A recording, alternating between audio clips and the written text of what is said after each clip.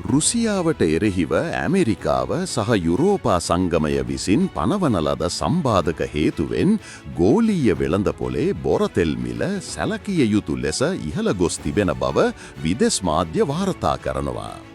ඒ අනුව මෙම නව සම්බාධක බලපෑමෙන් බ්‍රෙන්ඩ් බොරතෙල් බැරලයක මිල 105කින් ඉහළ ගොස් ඇති අතර එහි වටිනාකම මේ වන විට ඇමරිකානු ඩොලර් 65.77ක් දක්වා ඉහළ ගොස් තිබෙනවා.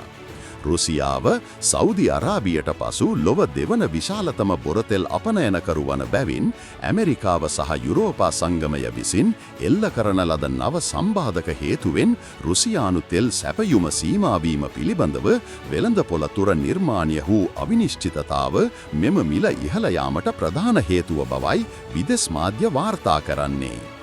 ඇමරිකාව එලෙස සම්බාධක පනවා පිබුණේ රුසියාවේ විශාලතම තෙල් සමාගම් දෙක වන රොස්නෙෆ්ට් සහ ලුක් ඔයිල් සමාගම් ඉලක්ක කරගනිමින්.